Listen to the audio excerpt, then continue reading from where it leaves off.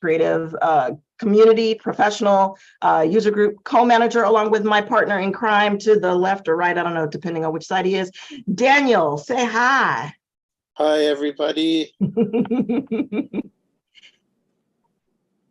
And there we go. And along with my crazy partner in crime, I also have my creative twin, Andrea Batz-Latson, who is going to join us and give a quick presentation. She is also an Adobe community professional, Adobe education leader, and she, along with our special guest presenter, Mr. Stephen Burns, they are rocking the education side of providing creative tools, education, best practices, the whole kit and caboodle, and all things creative. So Andrea, thank you for being here. Stephen, thank you for being here. Stephen's going to continue setting up, and we'll get him going in just a second. And Andrea, I am handing you the reins, so you may go right on ahead.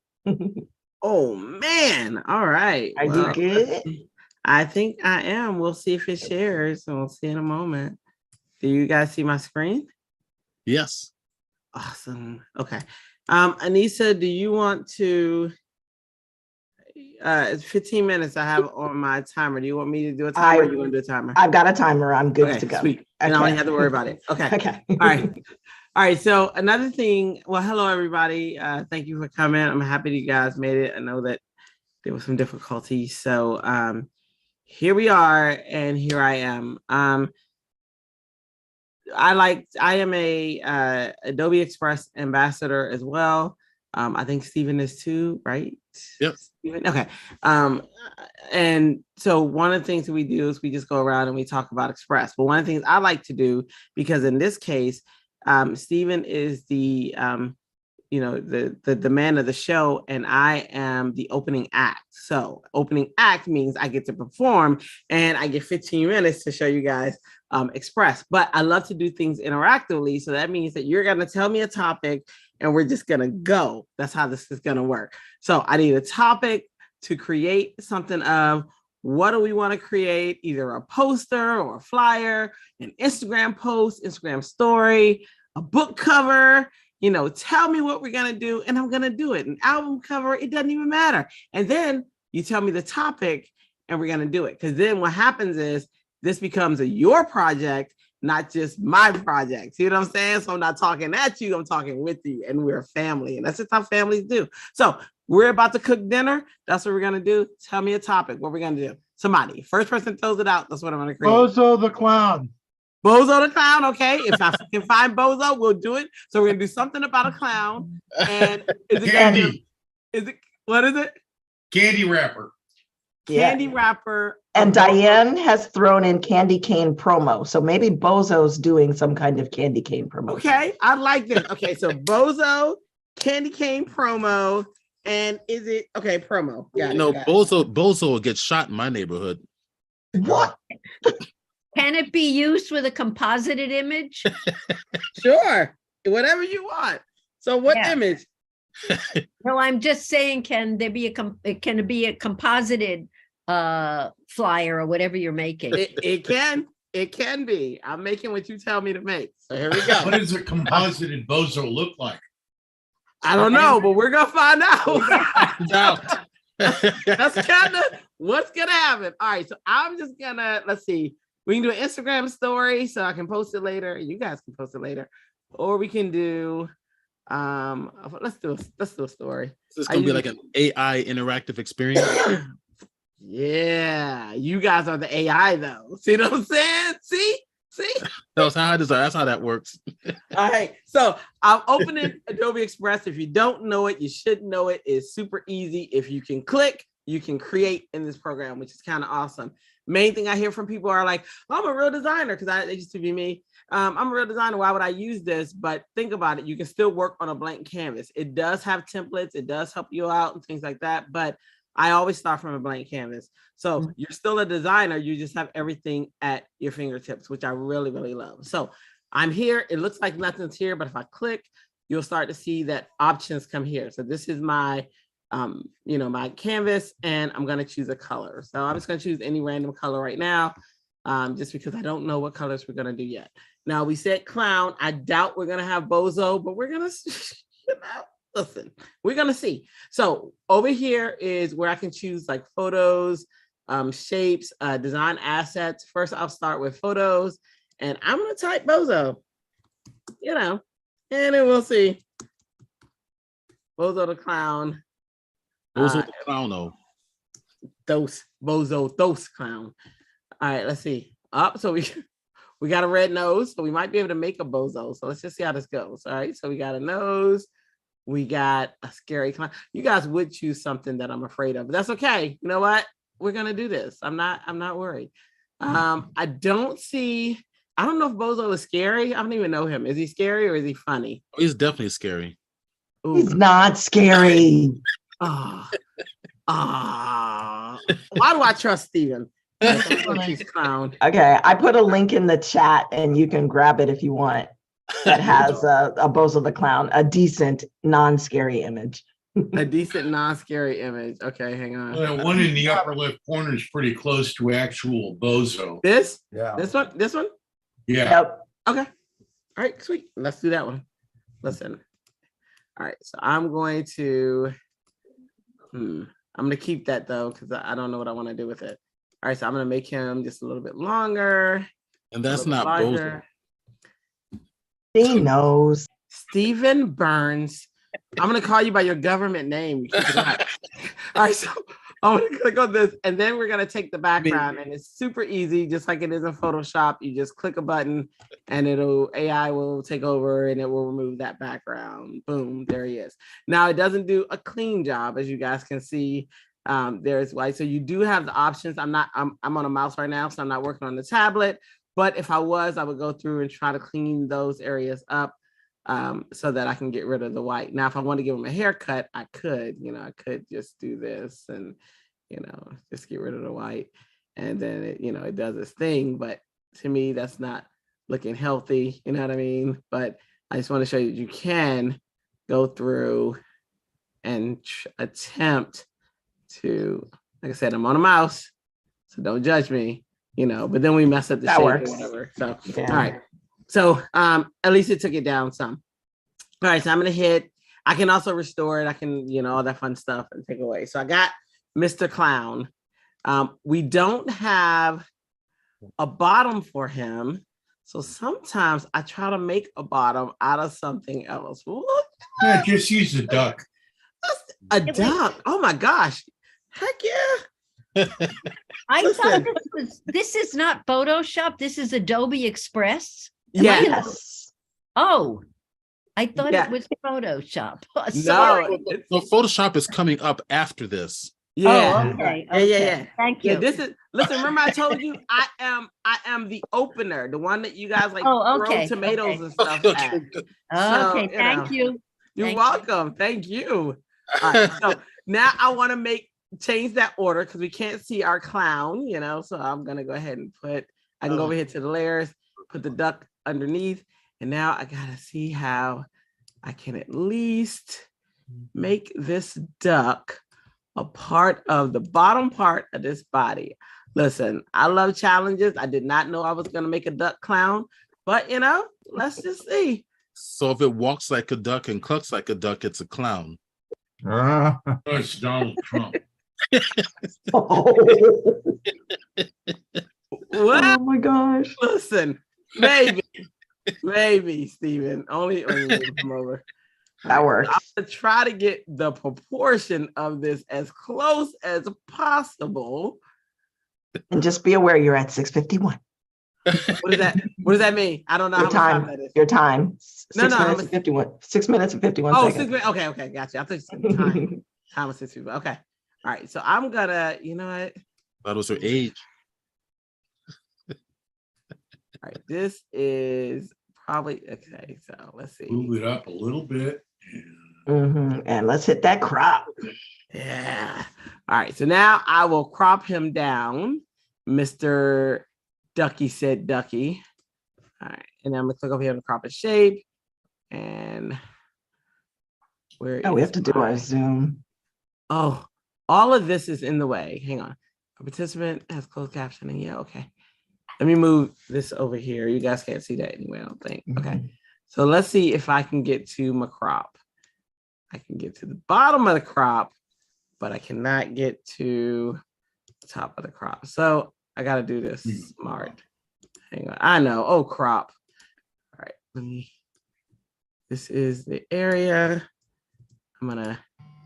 So sometimes I got to figure out ways to make things happen. So I'm just going to group these two so that I can grab this and bring it down so I can see it. Now I'm Looks gonna. like the duck's wearing a loincloth. He is. He is.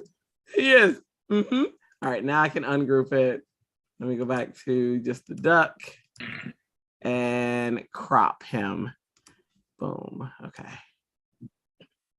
Where'd my shape go? Down a little bit more. But you're okay because you can still move it up. Yeah. There you go. Okay. That's a nice trick.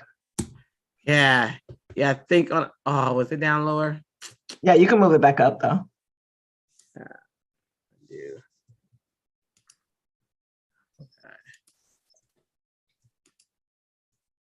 We're gonna grab both. Okay. There we go. Okay. So now I'm gonna go back. Click on duck, and I just want the duck to. There we go. All right. I think it was about here. If not, I can make that work. All right, it's close enough. Close enough. Yeah. All right. So now we will put the duck on the clown. So now we got Mr. Clown Duck. Poor thing. Like for real though. All right. And so I'm gonna remove background. Just make sure I get that background gone. Duck. Okay, I'm hit okay. Yep. Did it remove my crop? No, something new. Oh, it did. Yeah. It did. So I'm gonna undo. And then I'm just gonna work with these two. Let me group them. Okay. And so guess what? Guess That's what? part of the image. Guess what? No, I'm gonna make it. It's gonna be white. So that way I don't have to do it with the background. All right. So there we go. There's the top. Okay. So we got the clown duck. What else did we say? The candy cane. Y'all gonna be laughing. I have not laughed, and those of you who don't know, I'm just getting over COVID, so it's crazy. God. It's crazy. All right, so I'm gonna remove the background because I do want to incorporate the ball somehow. All right, let me get a candy cane. Of course, we don't call it the flu anymore. It's COVID. You know, because they really don't know. Are you going to leave room for a list of ingredients? What would the ingredients be? It depends on whether you're asking about the duck or the clown.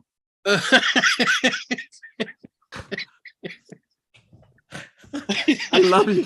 Listen, I need you guys to be the audience every single day. Y'all leave her alone. She got 2 minutes and 30 seconds left. How long?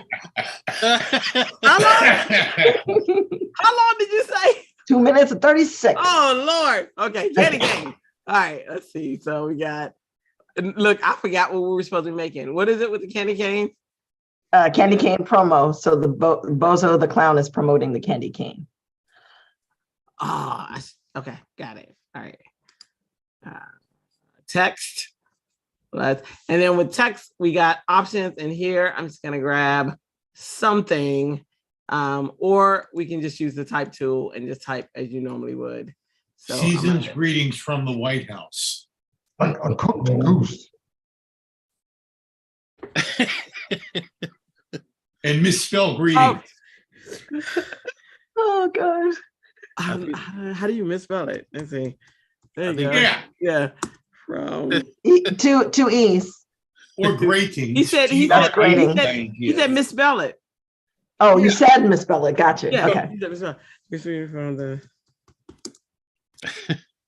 1 minute, 30 seconds. Oh Lord.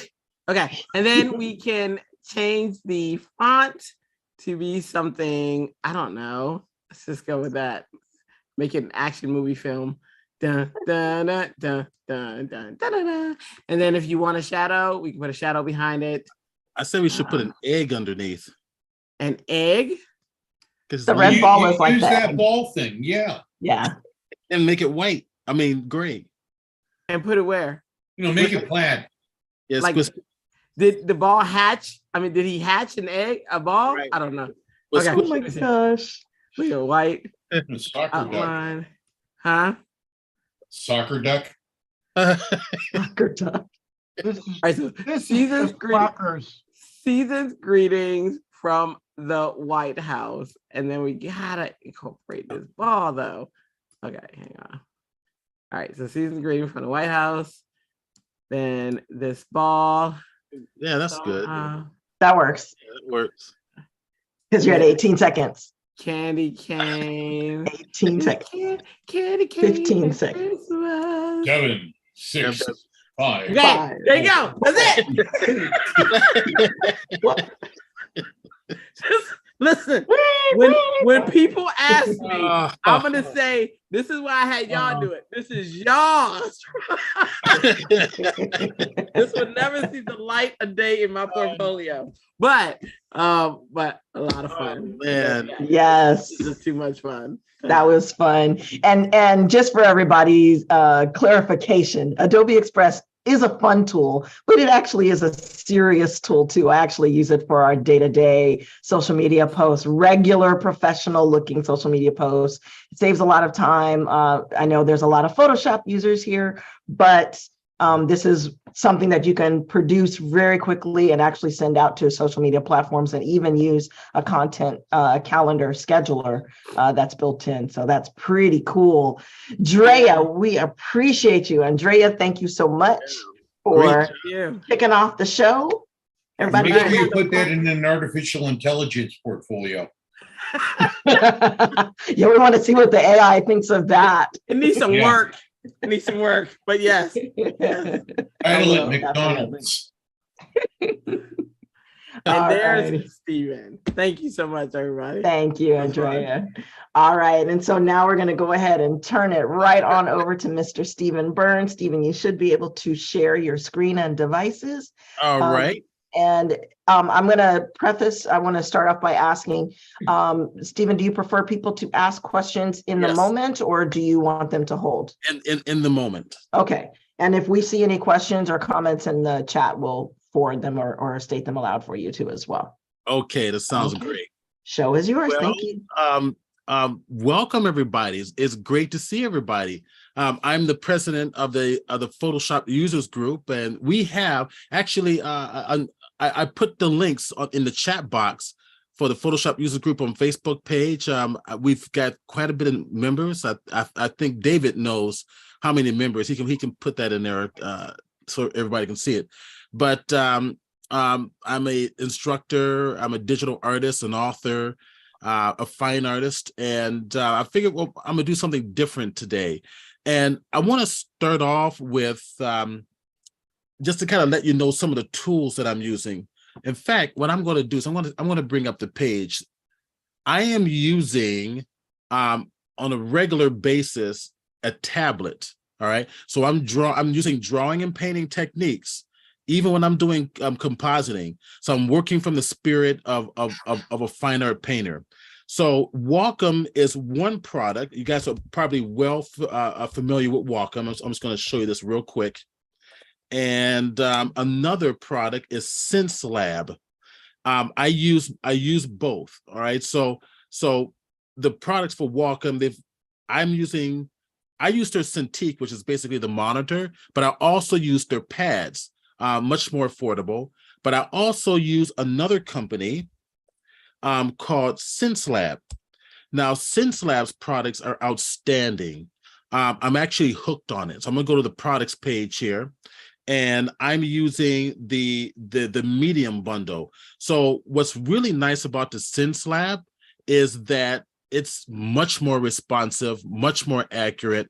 And when you purchase it for less cost of the Wacom, you're getting two types of pens, your tablet and this the shortcut key control box here.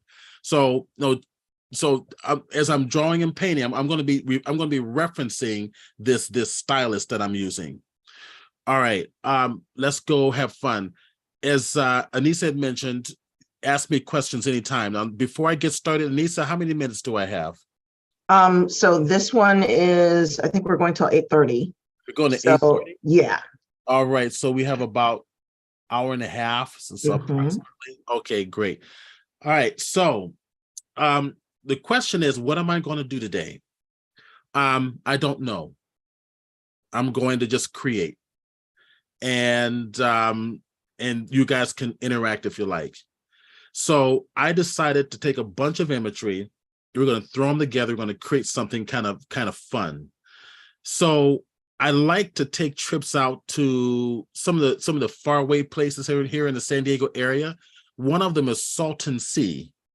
And out in Salton Sea, there's this huge, I guess, a commune basically, or maybe an area where homeless people build their houses and create art, and it's all types of crazy stuff going on out there. And anyways, I came across a little area where one house had all this interesting little, art pieces here. They're basically dolls, right? And they're creepy looking as heck. And I love that aspect of them, just the creepiness of them. So I'm going to do something with these dolls, and we're going to create something more visually interesting, and something a little bit different. Okay, so my first thought is I'm going to start with this base image here. I'm going to double click it, open this up in Photoshop. And there we go. And the first thing I'm going to do is I'm going to remove this from the background. I'm going to use this as my base background here. I'm going to Command or Control J. All right. And then I want to select this doll and place it on its own layer. We're going to start that way. Now in Photoshop, we have this little tool here called the Quick Selection tool. If you click it up here in the options bar, we get some choices. So to make my life easy on me, I want to tell Photoshop to basically do all the work for me. So I'm going to hit select the subject and sit back and relax. And there it goes. Photoshop does all the work for me. And it looks pretty darn good. Now, if I want to modify this, I'm going to go ahead and zoom in close, right? I'm going to zoom in a little close. And you can see, no, we lost a part of his ear, but that's okay because we can probably just go ahead and get rid of that. So I'm looking at the facial features of the doll. I may not use this particular, head. I may want to composite another head on top of it. Holding the Alt or Option key, I can take away from my selection. All right. I might want to keep it. I think I might want to keep the selection. So I'm going to go back. Now, this tool is learning. As I go back and paint over again, I'm going to resize it a little bit. Resize the brush, and we're going to bring it on up. Okay, I'm going to keep that ear for now. Now, if I want to fine tune this, I'm going to hit the Q key on the keyboard. That gives me my quick mask. That's going to allow me to utilize my brush. I'm going to hit the B key for the brush.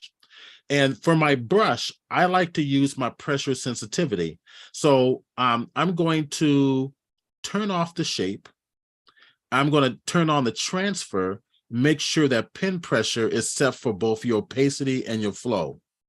Once I make any changes to my brush, we need to save it or else I'm going to lose it. So I'm going to go to the drop menu here, new preset. I can call it whatever I want, but I'm going to make sure include tool settings is unchecked, because if you check it, it's only going to save this brush only for this particular, or save this brush for this particular tool. I want this brush to be available for all of my brush tools. So I'm going to leave that one unchecked. I'm going to click OK. Where did it put it? If I right click on on the interface, it's always the very last one at the bottom. So most of us are probably well aware of that. Now, I'm going to come in here and I'm going to paint with black. So I don't need this anymore. I'm going to close it out. Painting with black adds to the mask. So if I, let's see, I'm going to resize my brush. Now, there's a nice little technique I like to use. So I'm using Windows. In Windows, Alt right click gives you this nice, this smooth resizing of your brush. So if I'm moving my cursor right to left, it is resizing it up and down for hard, and down for hard, up for soft, right? I want to set that for my SenseLab pen. So if I go over to the SenseLab option, in fact, I'm just going to type it in. Okay, there's my special menu for the SenseLabs, and I'm going to go to my my thin pen, because right now I'm using the thin pen. Synapse gives you two types of pens. There is a 3-button mouse or 3-button stylus. I'm using the 2-button stylus. This top button right up here, I'm gonna target Photoshop right there. Now, by default, it's giving you a double click for the top button, and by default, it's giving you a right click for the bottom button. The bottom button right click it's a great idea. I use that on a regular basis. So wherever my cursor sits, right click, I get my submenus. Let's go to the top button and let's put in the shortcuts for this. So I'm gonna go to modifier, brings up the menu. In Windows, this is one of the very few instances where the shortcuts are different between Windows and Mac. So for Windows, it's an Alt and right click. For the Mac, it's Control Option left click. All right. So for the Mac, it'll be Control. You'll see Control and Option here, and then your left click will be over here. But I'm on the PC, so I'm setting up for that. Now, what did I do? I told it to utilize this shortcut for Photoshop. So if I hold down my top button on my pen, see, before I had to use 2 hands, one for Alt, and then my left hand, a right click on the pen to drag left to right. I want to use that shortcut for 1 button. Hold down the top button on my pen, and then drag left to right, and there it is, down, up and down and hard. So that's a nice little feature. So now I'm gonna get in close, and I'm going to just clean this up. So go if I paint with black, it adds to my mask. Hit the X key to paint with white, it discards my mask. So I can clean this up a little bit. So I want to come over here, clean up that ear, do a better job. And I don't know how many are actually using a stylus. You should be using it every day. All right, I'm just cleaning it up. I'm gonna come around, take a look at it. It's a little bit messy around here. So I'm just going to just quickly clean it up a little bit. All right, I don't need to really be anal about this. Just make sure I do somewhat of a decent job. Let's bring this around. That looks good. I think I'll keep that there. And that looks pretty good over here. So right in here, I can probably take this away. So I'm going to paint with black. Now, R key, rotate, so I can paint at an angle that's most comfortable for me. So I'm right-handed, and I like to bring my hand diagonally as I'm painting. So I'm going to rotate this to help me. So I'm going to come in here, grab this all in here, and we're going to clean this up, do a little bit better job. Now make the brush big. Now, when you rotate, you're not reinterpolating any pixels in the process, Nope. right? No, rotating is just rotating all your layers in canvas, basically rotating your canvas. That's all it's doing. Good. It's not affecting the image at all. All right, so I'm going to be sharing with you ways that most pros work, right? You've got all these tools and Photoshops and Adobe's always adding all this stuff, but most pros are using very little of all of that. So now hold down the R key. It takes me back into my rotation mode. If I want to go back quickly to where I was, right, where we're standing right up, hold down the R key, come up here to your options bar and hit reset view, and it automatically jumps back. Command or Control 0 pops it into full frame. We're ready to go. I'm happy. Now to go back to my selection mode, the key to mastering Photoshop is mastering selections, understanding selections. Hit the Q key. There are my selections. It's done. Command or Control J. There it is on its own layer. Okay, now I'm gonna turn that off so we can see through the background. I'm immediately going to right click on it on the layer on the right hand side and convert that to a smart object so I can always maintain my original pixel settings. All right, I want to modify this a little bit. I'm gonna hit Command Shift S. Let's go ahead and save this out, because if I don't, I'm going to regret it. So we're going to call this one Final Tutorial. And click save. All right, and save as a TIFF file. All right, let's go back to Bridge. Command or Control Shift O takes me to Bridge. Let's go grab this head. Let's bring it back on over. All right, now 2 things I'm probably going to want from this head. One of them is I want the head, and the other thing is I like this this barbed wire that's around this head. So this is going to get fun. Let's go back to my quick selection tool, select subject. Okay. Oh, did a fairly decent job. All right, let's go ahead and clean it up. Hit the Q key on the keyboard. Faster way of working. Bigger mouse, go paint with black to go red. Actually, I want to make sure I'm in my brush tool, B for the brush. You got to bring it up and just clean that up. Just paint it in there. I might use some of this texture on here. I may not, I don't know. So I'm going to leave some of that there. Get in real close, and okay, we can just that'll work just fine. All right, I'm gonna leave that alone. I'm gonna go around here and I'm gonna clean this up. Hit the X key. I'm switching back and forth between my foreground and background. I'm gonna quickly clean this up. Come back to the other side. R key, rotate, get in close. Now, navigation is so critical, especially if you want to work intuitively, right? You want to work fast. You want to work intuitively. You've got to know how to navigate. So there we go. If I want to make it even tighter, I can do so. That'll make my life a lot easier. And I'm pressing down hard on my stylus to make sure I'm getting 100% of the white color being put in there.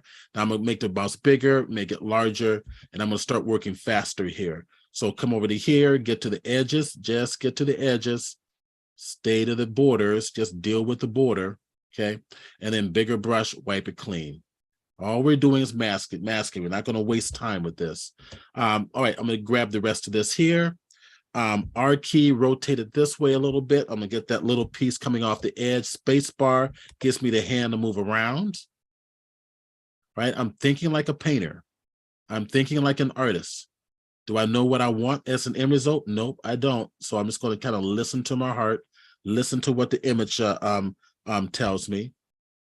I'm going to bring this over a little bit more here, clean that up right about there. Oops, I hit the X key, go back and bring in that red right in there. Okay, that looks good. X key, clean those edges up there. And if I want to really get anal about this, I'll make a little harder edge brush. I want to make sure I go back to my brush tool here. There we go.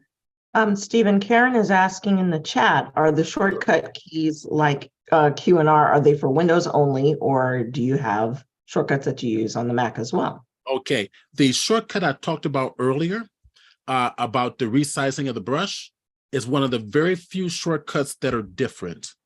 The shortcuts on the Mac and the PC in Photoshop are all identical. Okay, there's no difference. It's just very, very few instances where it's a difference.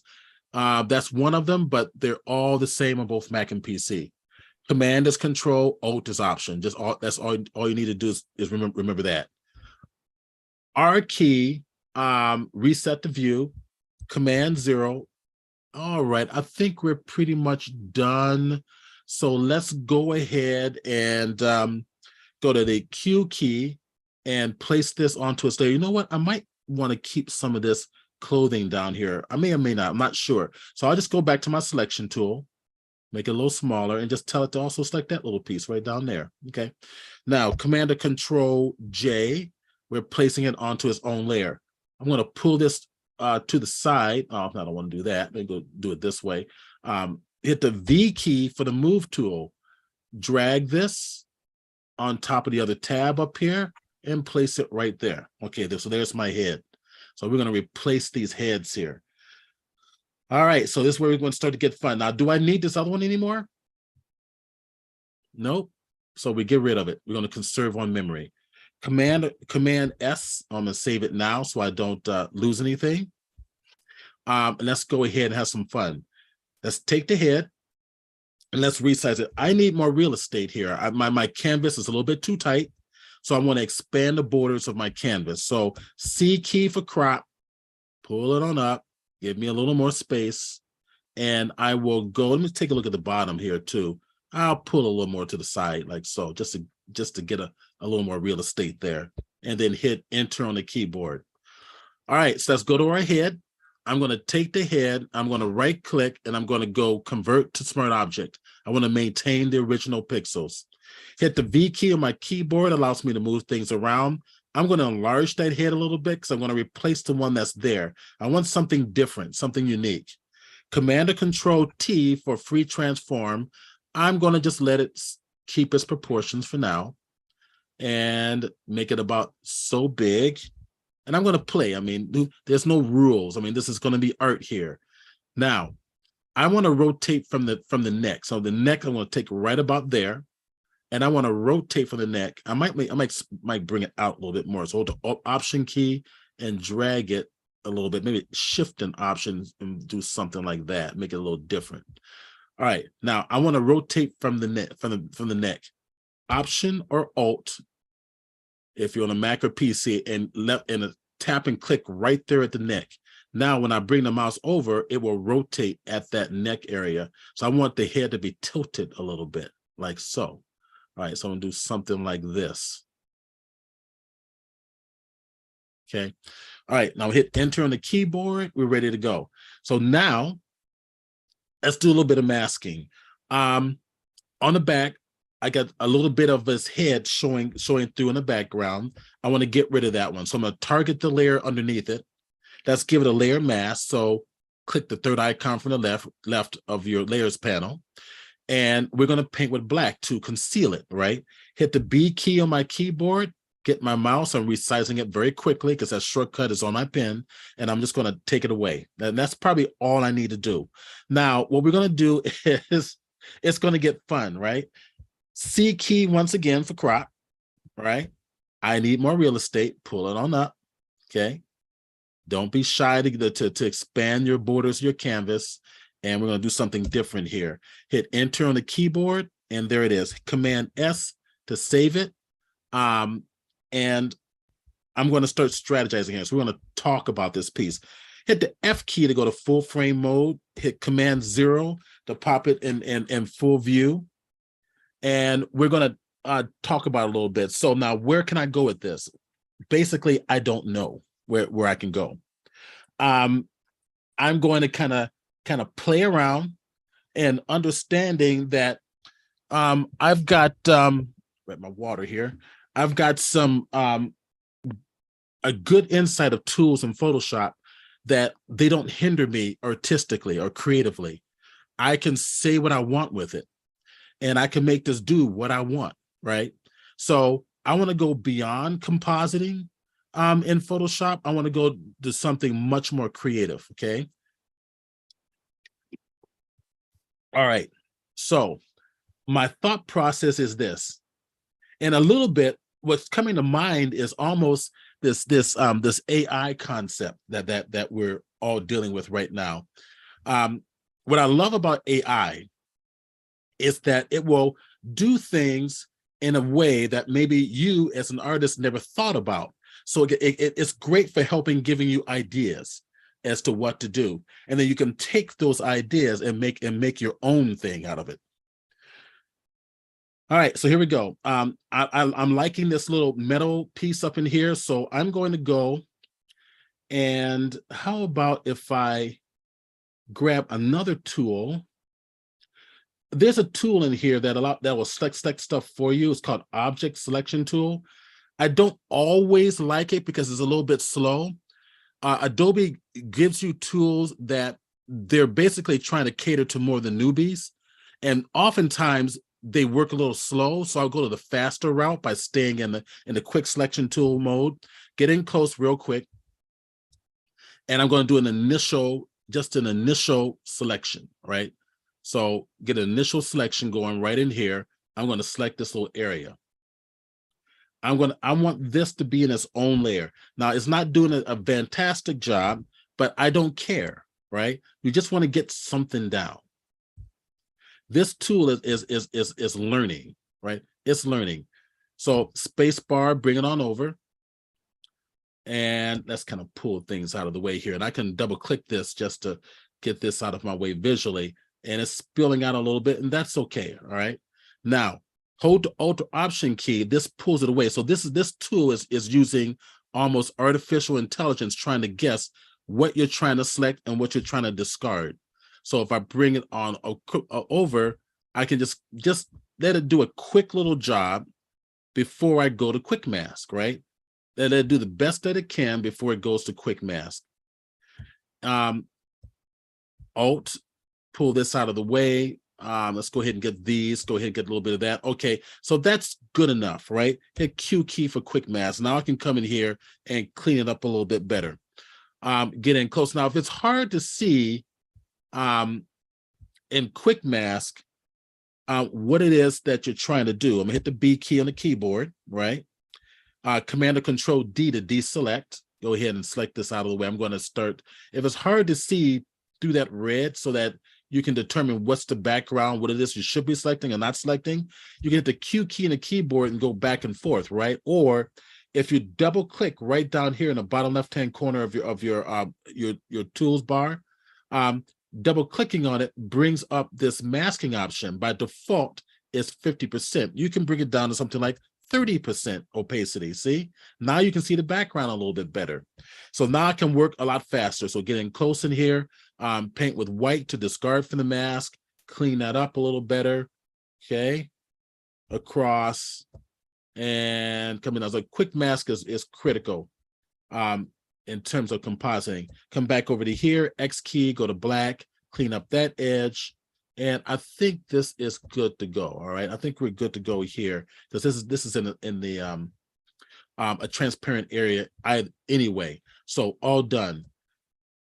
Q key, Command or Control J. Oops, I got to open up my layers.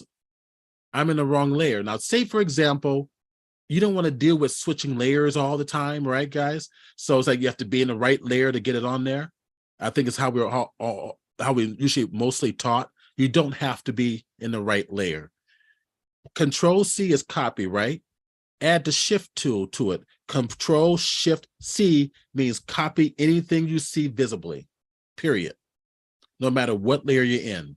Now Control V for paste, and there is my, if I hit the Option Alt and click on the eyeball, and there is my little wire thing. I'm going to use that later on. So Command Alt or Option and click on the eyeball brings everything back again. I'm gonna right click and make that a smart object so I can maintain its original pixels. Command or Control S, we're gonna save it. Okay, here we go. Let's go have some more fun. Let's go to the head. Let's do something kind of interesting. Let's get in close. We're gonna do something with those eyes. We're gonna go over the filter menu, Neural Filters. Sit back and relax, and hopefully I'm not going to have a problem because I'm using my graphics card to also broadcast on Zoom. Smart Portrait on the left-hand side, click it. Okay, let's see. I want a happy baby. Pull this over to the right and sit back and see what happens. Watch very closely. Now, when I'm not broadcasting through my graphics card, it works a lot faster, but we'll see how well this does. And I'm using, I'm on a smart object. Keep that in mind, okay?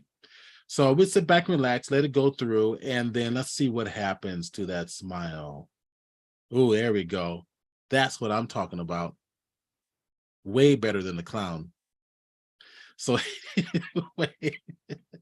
anyways, we're going to I want it creepy looking, right? So I can mess with facial age. I can go to the left and let's see what happens. So these are nice little tools to basically allow you to see. Look at that. That's a little different. And if I go to the right, make it an older looking, supposedly going to make it look older. And let's see what it does. So I'm just playing around. So some of these little filters are kind of cool. All right, now eye direction. Let's pull it to the right. Let's see what happens.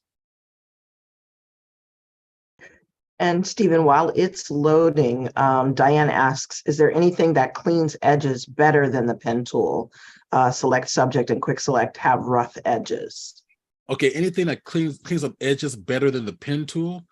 The pen tool is going to give you a very hard edge effect, right? You may or may not want that. It depends on what you're working on. When you're dealing with edges, you're always looking at softening your edges as well.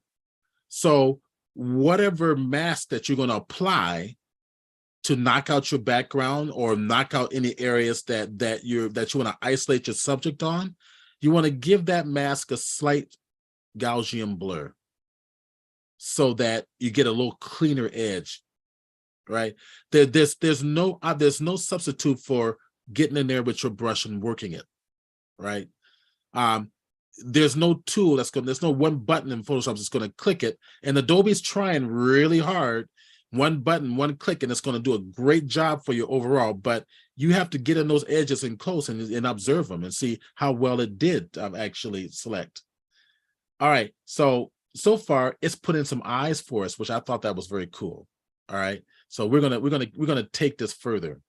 Let's try the eye direction from the, let's go even further to the right and see what happens.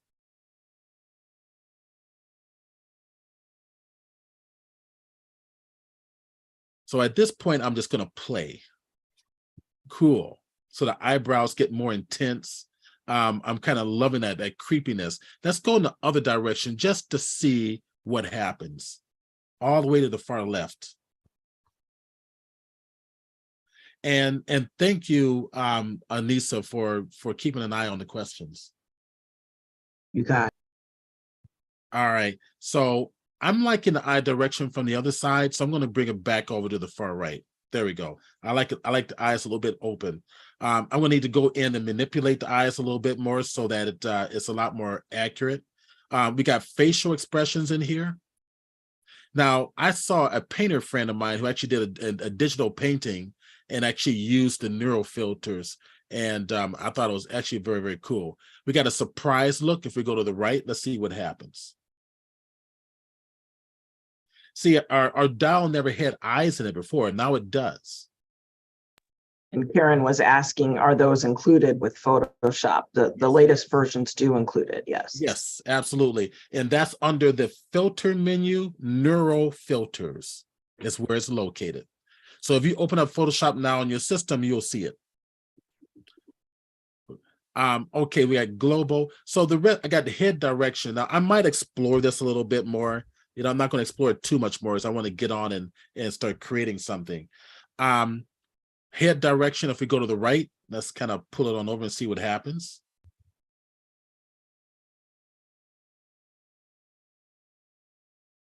Give it a second to load. Not much. So I'm going to pull it to the left, see what happens. Now, I always keep my eye on everything that's going on the screen. One of the best ways to, there we go. So it did. I'm not liking that one. That one looks not scary enough. So I'm going to go and just go back to the center.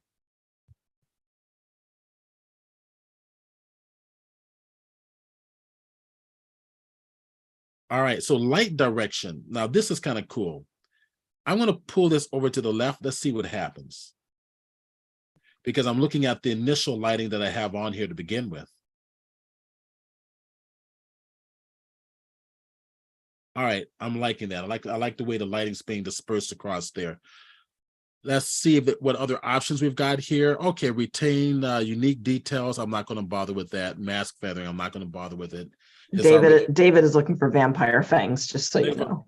Oh, is anybody watching that new series, Let the Right One In?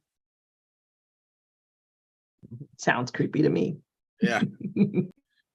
All right, so okay, I'm gonna click okay. All right, there it is. It's the neural filter is now a smart filter. Right there. Command 0, pop up the full view, and before and after. Okay, so it's thinking. So what we're going to do next is we're going to bring in the background, and then we're going to start kind of playing around with this a little bit. And I'm hoping it doesn't crash on me because I've got the little the spinning wheel here. And that's always there we go. Perfect. I'm going to go ahead and save this one, Control S. Okay, all done. And let's go do something different. Let's go back to the head. I'm going to keep the body mostly.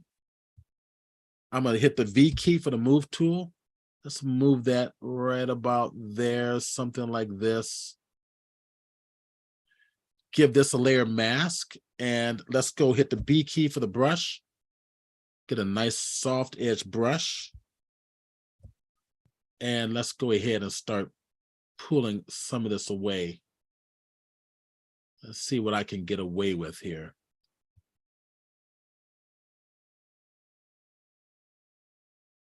I definitely want to pull this away. I want to keep the shoulders. If I turn this off and on, I'm looking at, I may want to keep the original jackets in there. So I'm going to probably just pull this on out. There we go. Let that kind of blend in. Keeping some of that original texture in there.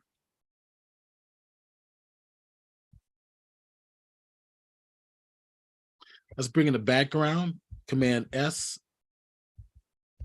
Let's go and grab, let's say, I'm thinking something like this, possibly.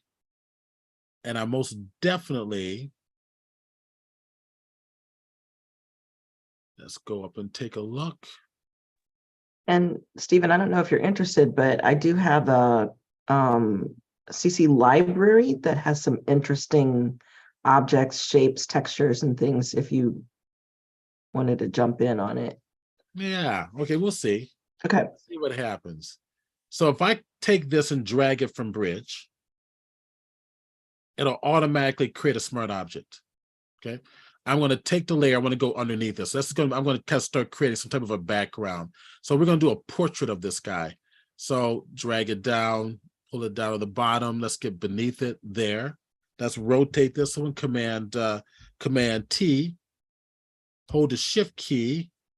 It does what 45? No, maybe it's like 15-degree or 45-degree increments.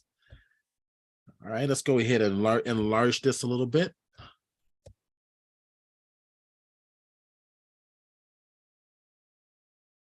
Okay, make it like a little artsy background there. I could just use that, shut up. I could just use that entire piece as a single background, but I'm liking how it's a little bit a bluish lighter color in the middle.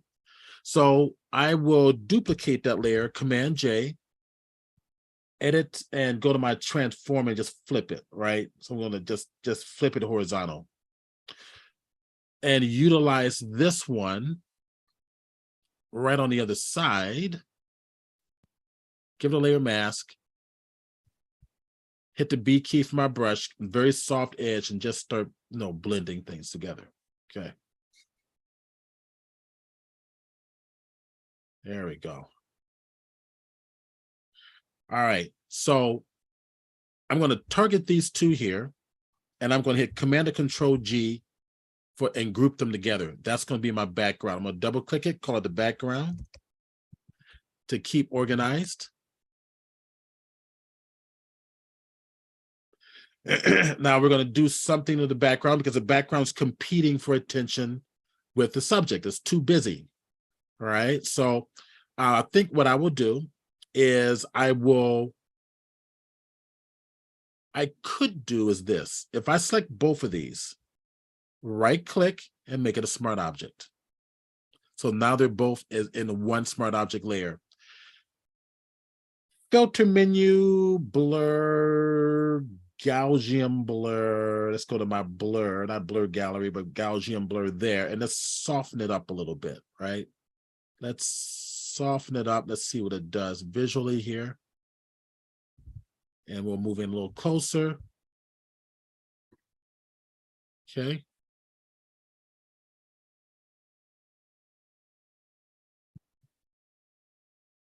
and I'm just eyeing it, seeing what's going to happen. I'm not going to get too anal about it. It's a smart object, and I can always turn it off and turn it on. And the last thing I'm going to do is I'm going to add an adjustment layer above it, which is curves.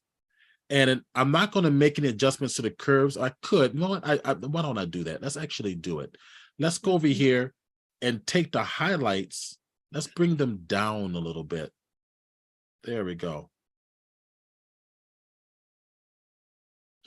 And I might consider altering this to a multiply blend mode on top of it.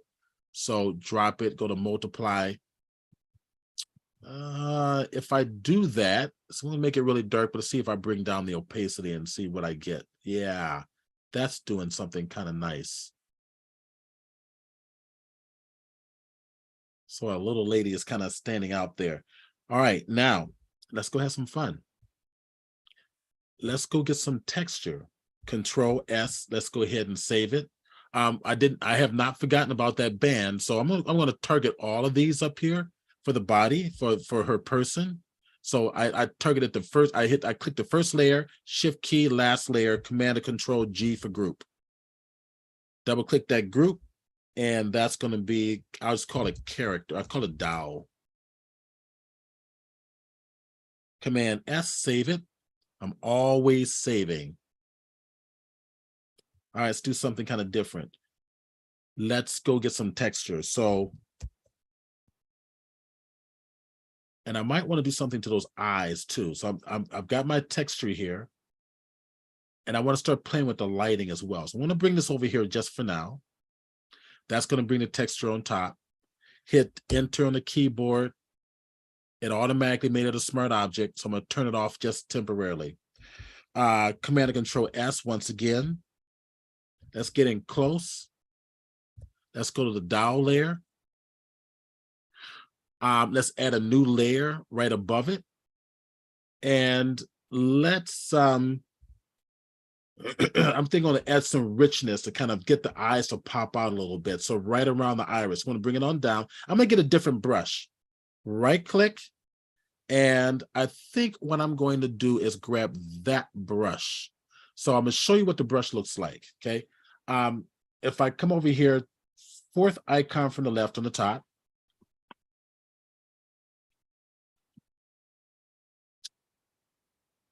you'll see I've got options for shape, which is the angle jitter. So under the angle jitter, jitter simply means alter the angle over the length of the shape, over the length of the stroke. Right below it, I've got pen tilt. I make sure the slider is 0 because I don't want to alter it. You can see there, I'm altering the edges if I drag it. I want to keep that at 0. What I do want to control is the pen tilt. What the pen tilt does is if I take my pen and I tilt it like you see me do now, it's going to rotate. It's going to rotate the pen, right? Or rotate the brush. So if I make the brush a little bigger, see, I can rotate that brush. Once I make adjustments, and I'm also going to make sure my pen pressure is on for both opacity and flow, so I can control the pressure, the intensity of my painting technique. I need to save it or else I'm going to lose it. So new brush preset, call it what you want. I want to make sure that this include tool settings, once again, is off. Click OK, it's done. Get rid of it. I don't need it anymore. All right, this layer here, I'm going to give it a layer blend mode of multiply because I want to intensify the effect. So if I get in close to the eye very quickly, R key, rotate a little bit like this here, and I'm working on this own layer. I'm going to sample the darker tones here. So Alt key or Option key, that gives me an eyedropper. I'm going to sample this, and I'm just going to simply start to lay this down. My opacity may be a little bit too strong, even with the pressure.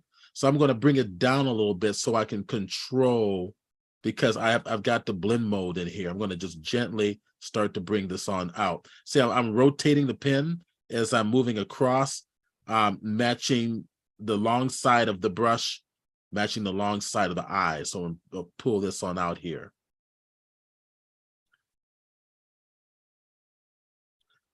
All right, so R key reset. So if we pull this back, all right, I'm going to start. That really helps bring out the eye. We're going to do something with the color as well, but for now, I'm going to kind of start getting the contrast right. I'm going to do the same thing to this eye. Start pulling in, and I can just rotate the brush a little bit. Or once again, if you're more comfortable, R key, rotate the canvas. Right, because this is really flat in here. We want to make connections with the eye.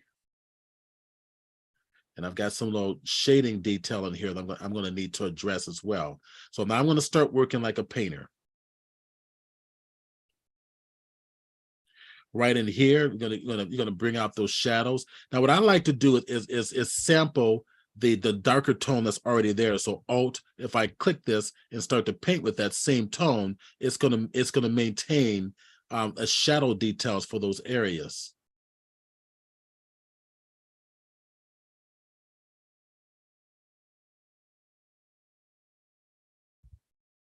All right, R key, reset the rotating values, kind of take a look at that. Okay, that's better. All right, now we're going to add some more details in here. I've got that this other little thing here, which I want to start playing around with. And let's duplicate it because I'm going to want to probably do several of these. And once again, I'm just playing. I'm just having fun. I'm just playing and see where this is going to go. I have no concept in mind of how this is going to look. So I'm going to kind of pull it on up. I got to make sure I keep these out. So this works just like, it's just utilizing Bezier curves. I'm going to kind of bring it around there, push that on up. I might want to bring this up here, make it look like it's going to go behind on the top of the head. Okay, so that's one. Let's go to the other one, go to the top. So I'm going to address this one now. I'm going to give this one a layer mask and just very quickly just take away the areas that I don't need, right? So painting with black, I'm going to turn this off and on, okay? Go back to my opacity, bring it up to 100% so I can work very quickly. There we go. So I'll make it look like it's going behind the head. Come around to the side. That connecting to there, I think that works a little bit. We got to bring our shadows in here as well, but we'll do that in a little bit. Because we have to be mindful of lighting and shading at all times because we want it to make it look like it's believable, right? So Command S, I'm going to save it again. I'm going to target that one there and do something different with this. So maybe I'll flip this one around. I want to duplicate this because I know I'm going to want more. So Command J, and I'm going to turn off that top one and just work on this one. Command T, rotate it around. Okay. And then edit menu, transform, warp. I mean, I could do something else too, right? I could probably go to my edit menu, puppet warp, right?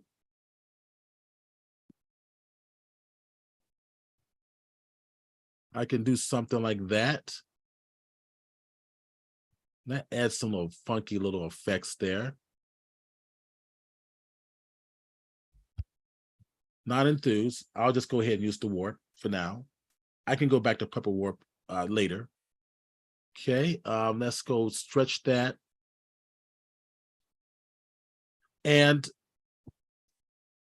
if you look up here, you can add more grids. I don't really need it right now, so I'm going to bring it up, bring it around, and make it look like it's going to come across. I want to curve it with the head. I want to be careful. Coming across here, bringing it down. just playing, just having fun. So I'm going to stretch that on over and just rotate it a little bit. Bring that on back up. I'm going to squish it because it's going to get smaller going in back. And I might want to go to Command T for free transform and kind of rotate it a little bit.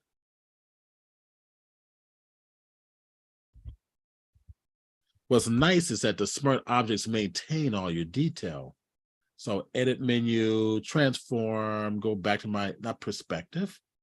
Edit menu, transform, go back to warp, right? See, it maintains your warping data. I'm gonna push this on over and just see, I want something like this. Push it on down. Yeah, so it's gonna go behind her head.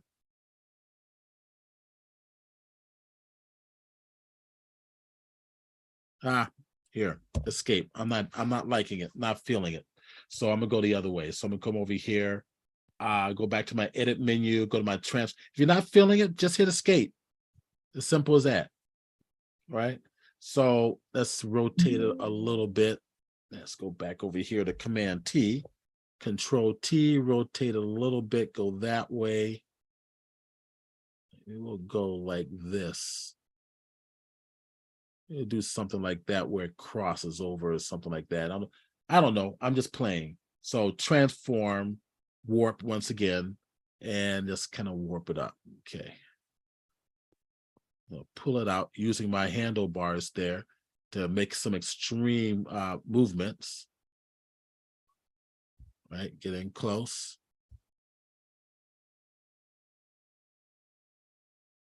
Pull this on down. I think that could work. Push this on through. I'm liking that. That's better. Pull that down a little deeper and make it look like it's going to be curving with the head a bit. That really needs to be smaller going in the back. Let me see if I can fake it. Okay, hit enter on the keyboard. I'm immediately going to give it a layer mask, right? There's my brush. In that smart distort that you were doing, can you add anchor points for further tweaking? Yes, you can. I'll show you in the next one. And I'm just going to just put my mask in just to simulate the fact that it's going to be going behind the head. Okay. That's coming around. I might want to add a little more. Maybe I can do the example here. I'm going to disconnect it from the mask. Edit menu, transform, and go back to the warp because it's a smart object. It's going to remember that data. Up here is where you add it. I can go to the default grid or 3x3, 4x4, or 5x5. You see that there? I'm going to assume that's a yes. You see it. Yeah, but you can't like click at a point and say I want to add it here. Yeah, you can. You got to stick to the grid. No, Oh, right okay, here. cool. Right up there, vertical and horizontal. Wicked. Right? All right, so I'm gonna go there. See, add one there. Click that vertical one again. Come over here, add one there. Okay, and then I can go back and fine tune it. See, so that was a good idea. That was a good idea. Great idea you had there. That's gonna help me better. And it's way different than I would have expected it to behave. Yeah. Yeah. So enter, done. All right. So this one needs to go behind the head. So go to my mask, right? And get my brush and make it look like it's going. I'm just going to take it away now, make it look like it's going behind the head. I can come back and edit this with a paintbrush later, but this kind of gives me a little bit of an idea. I might do one more. So I've got one more left. We'll just do one more. Command T, rotate it. Oh, I'm in the wrong one. Escape key. Up here. I want to be in the right layer. I want to link those together again. Command T. Here, let's see. What do we want to do with this one? Maybe we'll go this way. So that's going to go up that way behind it. And we'll go back to edit menu, transform, warp. And I don't do the fine tuning by adding extra lines just yet. I do the overall adjustments first and add the lines as I need them. Does that make sense? So I'll come over and I know I want this one to curve more in some of these smaller areas, but I'll wait until I get the whole thing kind of adjusted the way I want it. So maybe bring it off like, let's move this up, this edge up like so. That's going to go behind it. Maybe we'll pull it on up, pull this on down, pull this back this way. And now what I'll do is I'll come over here and add a vertical line. I'm gonna add 2 of them, one there. Oh, I've got, oh, it did several for me already. That's great. That's great. So I'm gonna go in, right? And I can start manipulating this. So bring this up a little bit. Let's see, can I bring that down? I think I need another point in here. So there. One right there. Okay, there we go. See? And maybe one more here, right there.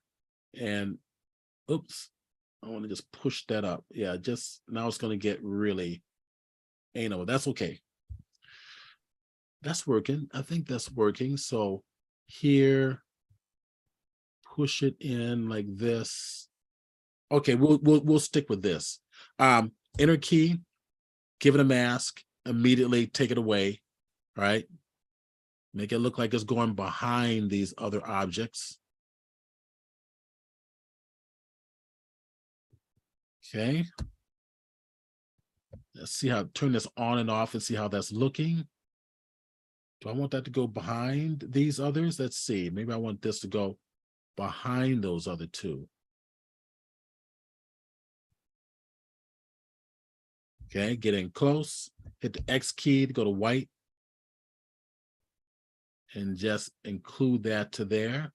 Hit the X key to go to black, and coming behind it. There we go.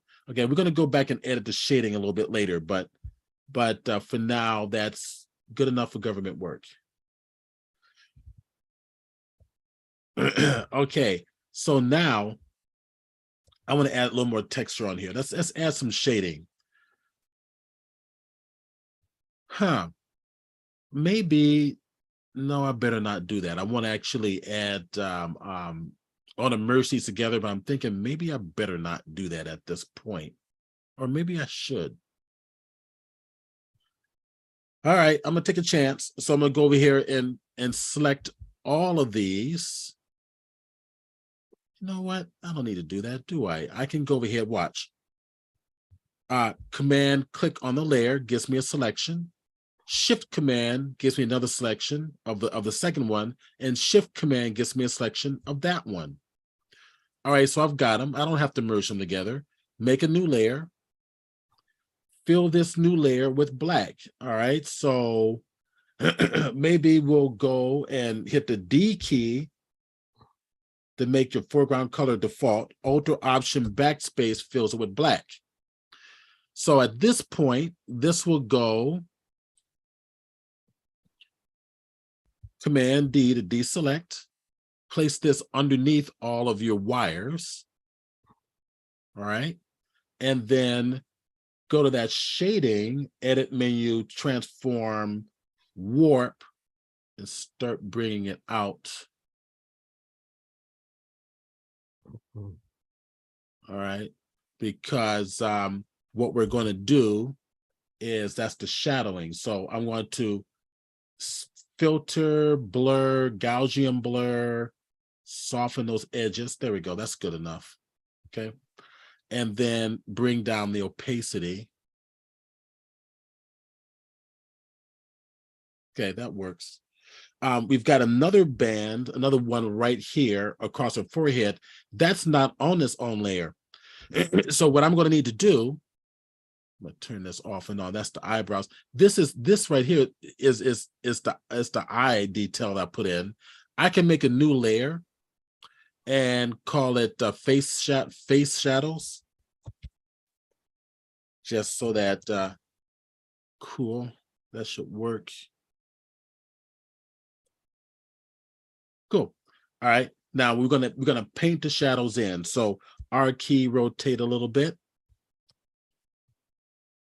Now if I want to, inside the dowel layer, I can select all the shading, like what I'm doing now. Command G. Group that one, call that one shadows. Okay, now open up the shadows. There we are. So I'm gonna take my brush and just quickly just put something like this in there. Now I have to be a little careful because this is actually on the forehead. It's not on its own layer. So I'm gonna make it attached to that shadow there. Kind of pull this back a little bit here. Hit the E key for the eraser tool. Right click, grab that same brush. Remember, I made it available for all brushes. So select that one. All right, and then just pull this on out so that the shadow's moving away from the head a little bit right over here. Hit the B key back for the brush and just gently bring it underneath. All right, so maybe bring down the opacity slightly. Maybe a little bit of Gaussian blur, not much. Filter, blur, Gaussian blur. Not that much. I want to keep the structure. Yeah, that works. Okay, and then change it from normal to multiply. Okay, makes it a little bit stronger. Command 0, R key for rotate, reset button right about there. And let's add some texture to her face. Let's go and grab, I already brought that in, didn't I? I thought I did. Maybe I didn't. Maybe I thought I did. There. Okay. So the lighting on it. I'm going to take the lighting. It's going to go underneath the wire. So this is the shadows. I'm going to cascade up the shadows. And in fact, let me turn this off for a second. There's my wire and shadows all in one layer. So I'm going to call this one wire and shadows.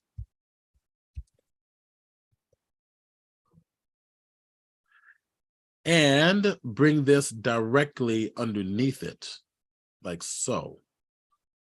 But on top of the head. So I want that underneath. I think I want that underneath the shadows there as well for the eyes. So that's the eye detail. V key for the move tool. Okay. It's getting close. Let's change the blend mode. Okay. Get something kind of interesting here. I'm going to bring it lighten, too strong. Overlay, that's interesting. Soft light, hard light. I'm thinking overlay is going to work. Now, what I could do is make this a clipping path to the dowel. So in other words, right now is this this texture is affecting everything underneath it. If I hold the Alt or Option key, make sure the layer is right above the head and click it, it will only apply this to the face. It's a little clipping path technique. Now I'd like to see you work that the streaks on that to match the contours a little bit. Absolutely. Thank you. Good eye. Really good eye. And that's exactly what I would do. So if I target this, am I okay on time, Anissa? Yes, you're doing good right now. Okay, cool.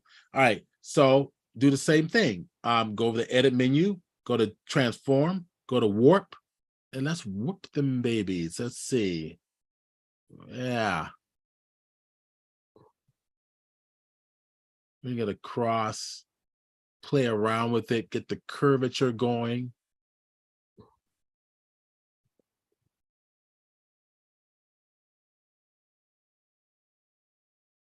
Okay, we'll use that for starters.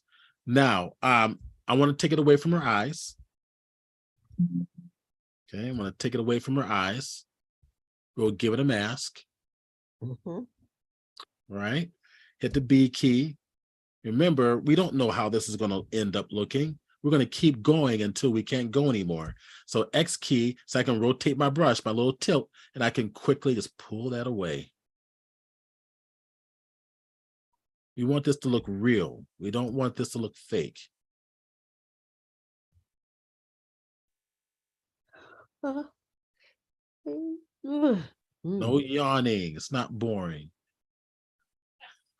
I heard that. Sorry. All right, we can take it away from some of the lip area in here. I'm just going to leave that there just for now. I'm going to come back and modify that a little bit later. All right, so I want to do more. I want to do more to this. The lighter side is here. Now, what I might do here is this. I'm thinking what we're going to do is I'm going to decide to selectively lay down this texture only on the light side of her face. So I'm going to get a different brush. I don't want a harsh edge brush like the one I've got now, right? So I'm going to right click. I'm going to go to a softer edge brush, nice soft round brush, right? And I'm going to pull this away from the darker side of her face. I'm going to look at the shading and pay attention to how the shading is falling here, right on the inside. I want the lighting to come from the top right, so I'm going to make some modifications. So I'm going to pull this away from over here. We're going to start thinking about proper lighting. This texture also did something to this area. I'm going to have to modify that neck area do a much better job. But here, let's just do this first. I'm going to kind of gently pull this on out. Now, to satisfy texture in the shaded area, right, I'm going to pull this on out, looking at how the lighting is falling. Pull this away. And what I'm doing is I'm gently pressing down on the brush. Why? Because I'm not only trying to control the technique, I'm trying to get the image to suggest something to my subconscious as to where to go. I'm not trying to control it. I'm just kind of taking a look and see what it does and see where I can go with this. And maybe my subconscious will suggest something different. So I'm thinking a different type of a texture on this side. This side of it, because shading's falling from the left down to the right. I want to honor all this. I want to make sure the lips are going to stand out here. I need to bring the clothing over the neck. Maybe I'll just quickly do that right now. So let me turn this off.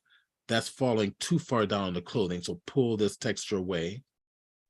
I want to see it lose a little on the lips and the lower part of the nose so you get some definition going there. Yeah, absolutely. Great suggestion. So let's turn this off so we can remember where things are.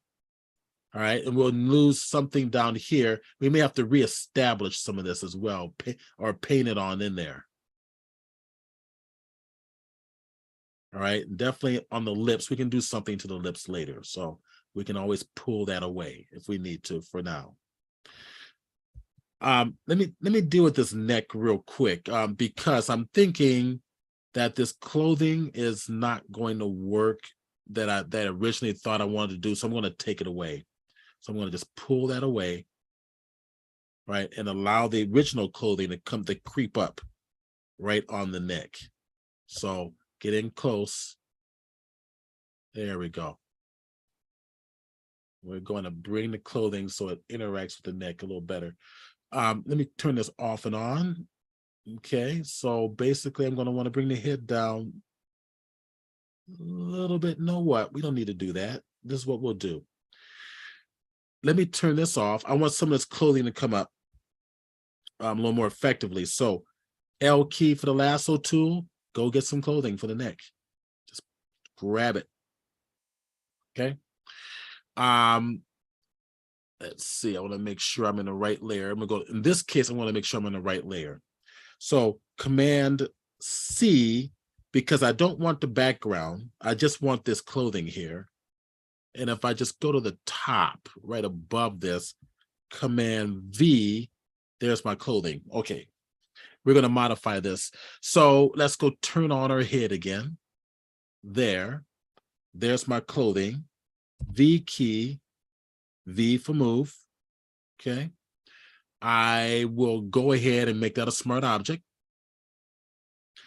Command S to save. Command T to rotate. Pull it on in here. Make it a little bigger. Okay. All right, bring it up to the neck. We'll come over here and go back to our good old friend, the warp. Place it exactly where we want it. Pull this on down. Right, there are no rules. Pull that out like so. Maybe this is curving in a bit, so I want to curve that outward like that. Yeah, it's getting close up here to make sure that's looking okay. Let me pull that on out and up. Maybe pull this on in again. We'll see, we'll figure it out. Okay, pull that down. Throw a Santa hat on it. You got yourself a Christmas card. Got a Krampus elf. There we go. There we go. We got the shirt. Now, let's go blend it in. So give it a layer mask. Okay, I'm going to use a soft edge brush for now. Hit the B for the brush. Paint it with black. Get in close.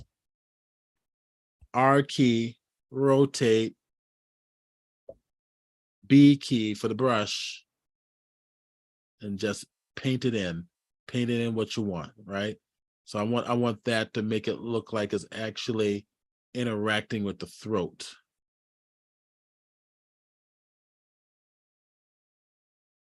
All right, put it on in here. Okay, R key, rotate around, pull it on back. Now let's go deal with the rest of this. Oops. R key, there we go. Let's go to our mask and brush. Okay, let's see what we've got in here. I want to blend that. So maybe I'm just going to play. Just kind of hit the D key to make sure my default colors are there. X key to go to black. Let's take a look. You got the arm there. So basically, let it blend in here. There we go. Bring that arm on back in here. Okay. Pull this, just slowly integrate it. Just, relax and see what the soft brush does. I'm going to bring it on in. Take away some of these edges in between the shadows and make it look like they're integrating with the clothes underneath it. If it's not working, hit the X key and bring it on back. There's more than one way to skin a cat. Bring it away, take it away. Get these edges. All right, we're going to pull this out of the way. Bring the arm back over here. Okay, let that turn this off and on and kind of see where things are at. Okay.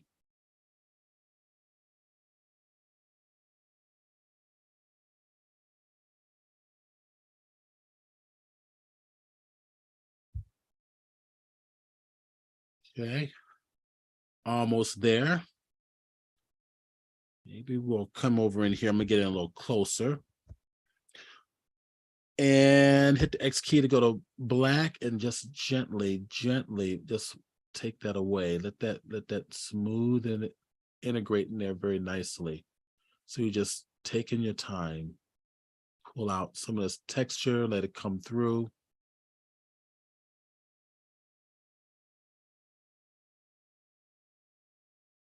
Let's see what's underneath here. That little piece wants to come out, doesn't it? All right, so fine, let it come out. You just don't know where it's going to go. So you just let it go where it wants to go. Okay, let that little fuzzy stuff come out there, the inside. That's fine. Don't forget that spot on the left shoulder. Over here. Put it off and on. Yep, you are right. You got a good Yeah, it looked like it was begging to get missed over. Yeah, easily. All right, cool. Press down hard, integrate this up here. Maybe make a little harder edge brush, little.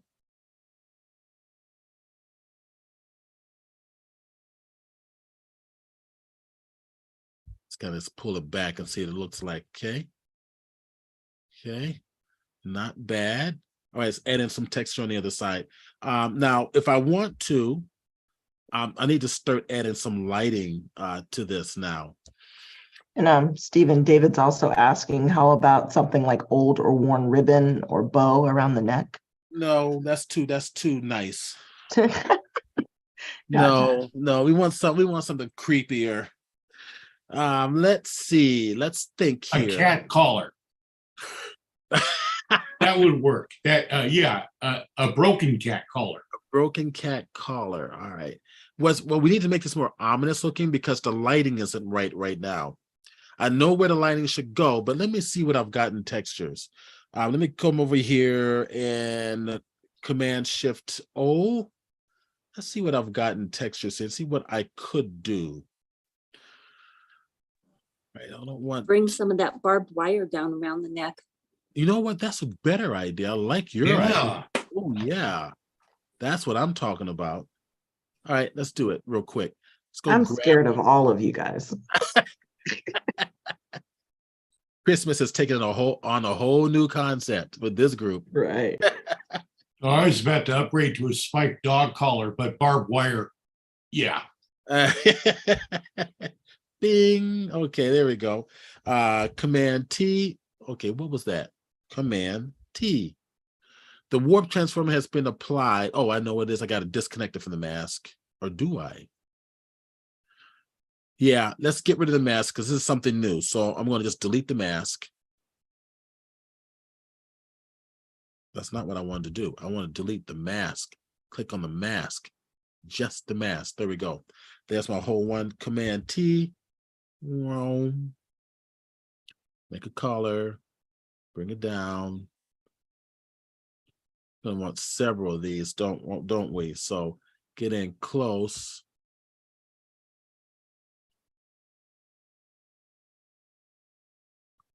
Let's see, what if I go the other way? I want to flip this around. So if I go here, there. Actually, would I flip downwards? Do what I wanted to do? No. Okay. So I'm gonna have to do it this way. Edit menu, transform, flip horizontal. There we go. That's what I want. Okay. Now, Command T, bring it up a little bit. Let's go back to transform warp and let's go play. Okay. Pull this out. I want to reduce these here. So if I go to default, let's go to a 3x3.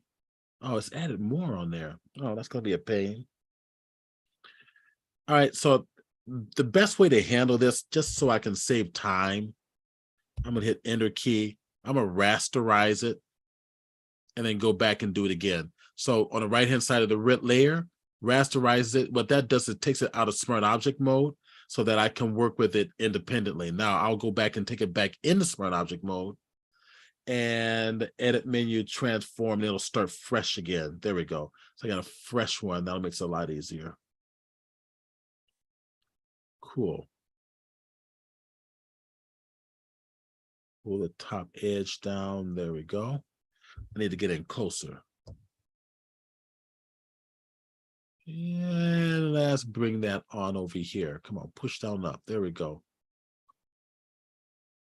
Bring it around the neck.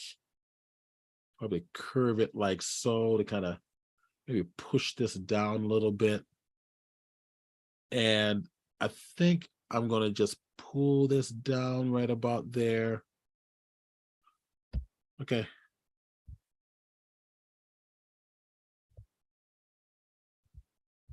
Let's see how that looks. Right. Okay, so that looks fine. I'm gonna go over here, give it a layer mask. B key for the brush. Pull that little extra piece. Get those little extra details dealt with now. Okay. And we'll add one more in there. So just duplicate the layer. Command J. Okay. V key. And I think what I'll do is I'll just rely on my warp tool again. So go to warp. Oh, it's the mask is attached to it. Uncheck the mask. And go to my edit, transform, warp. Push this on like this right above it. And just push it in a little bit more. Yeah, I like that. Maybe push that up right about, let's see, what's going on up in there? So I've got something I need to mask out. No big deal. Okay. We got the collar. In fact, I may want to push this collar up more. And I'll tell you why. Because it's one of those instances where I can hide some imperfections right in there.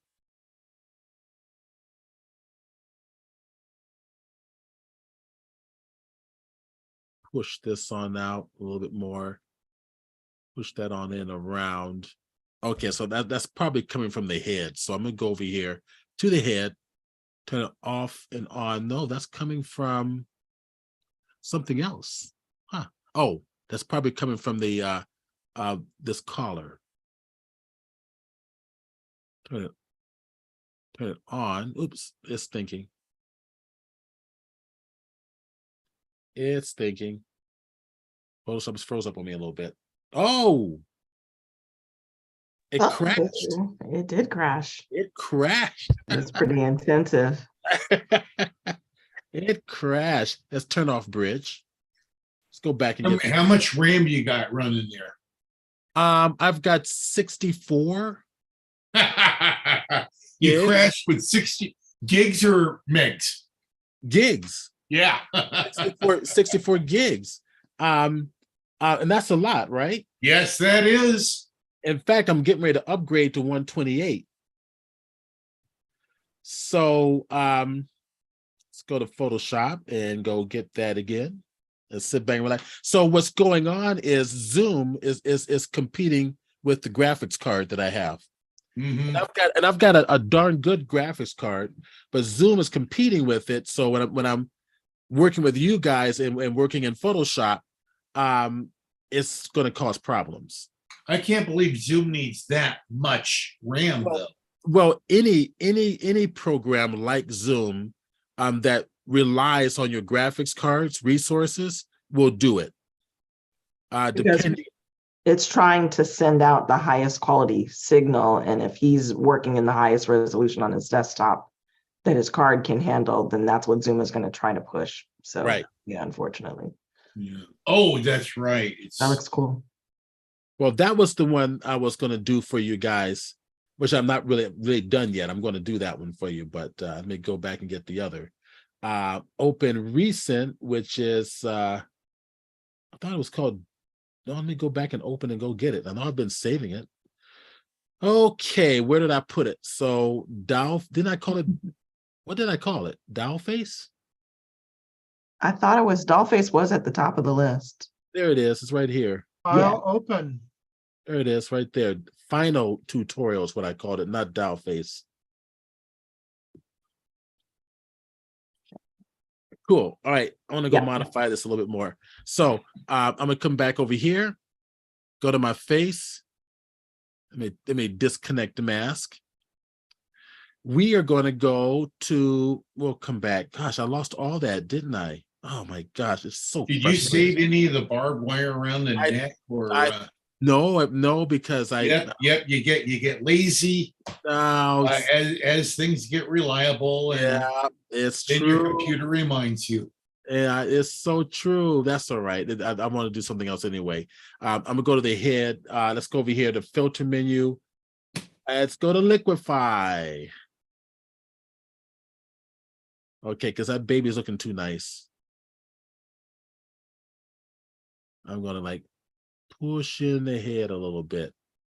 Now, let's see what's going on here. So something is going on, but I'm thinking it's the graphics card resources again. I may be pushing it. There it is. Push it in like that. Let's go to the other side. Push hard. Interesting. Why is the other side not giving me an effect? I think it's just a Different graphics. layer, maybe. Well, I'm in the right layer. This one worked over here. It's the head, right? That's working just fine. So why is this?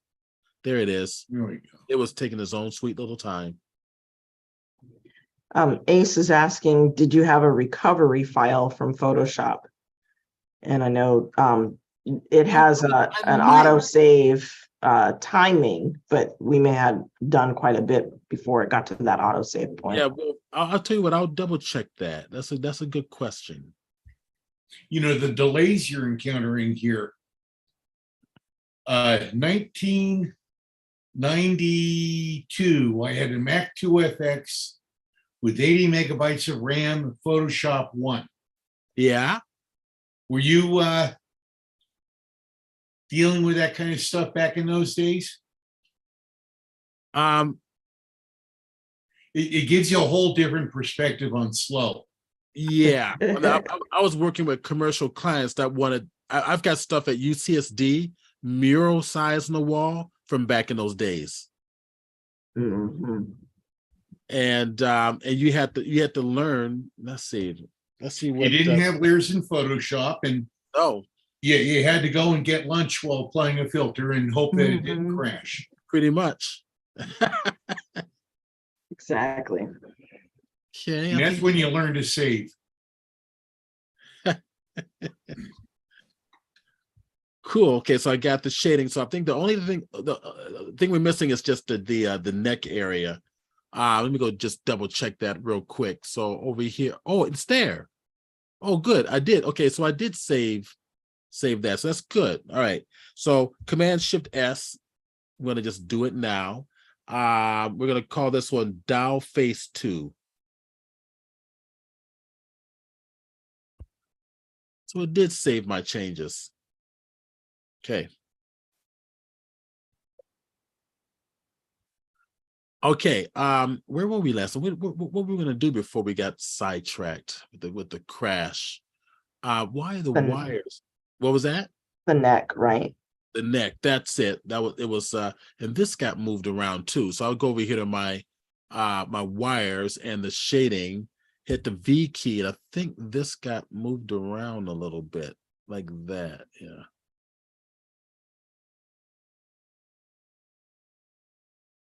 You squished the head and that changed the geometry. Yes, it sure did. You didn't squish the barbed wire with it. I kind of like it loose like that. Yeah. All right, I'm going to come up here. We're doing a barbed wire on the neck real quick, and I'm going to save it again right now. Go duplicate that barbed wire there. And let's get rid of the mask only. Okay, and bring it on down. And I think what I'm going to keep it there, but I'm going to merge. I'm going to go over here and rasterize that layer like I did before. There we go. All right, make it a smart object again. Command S, save it again. Command T. Thank you. Shift key, pull it down this way.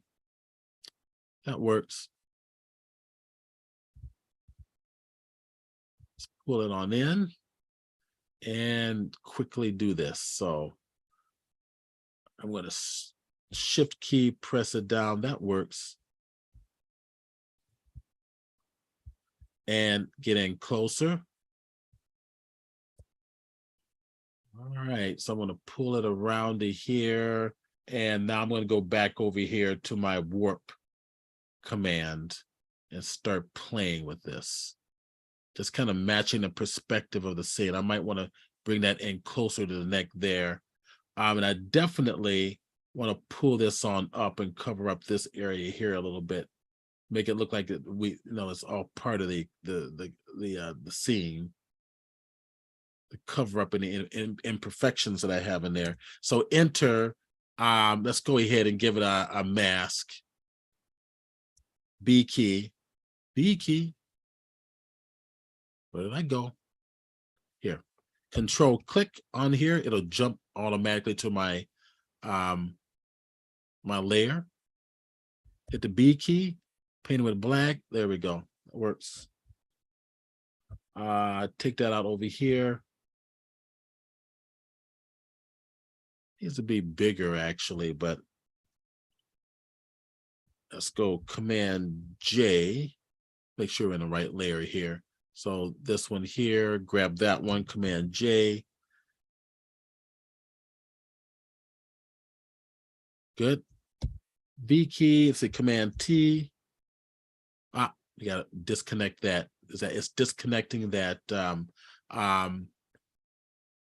I'm gonna go also fill that with white so I can see the full results. Okay, there we go. So now we'll go back to edit, transform, go to warp.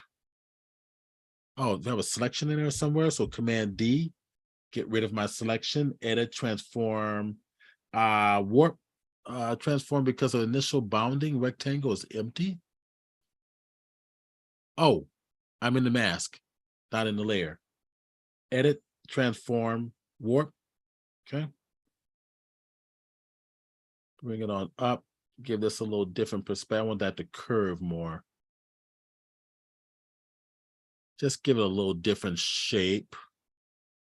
Maybe we'll bring it up like, oh, that's a little bigger there, but we'll bring it around here. Squish it up. Pull this around a little bit more. I'm just going to play with it. I'm going to kind of step back and play with it a little bit here. Command T. You rotate it something like this.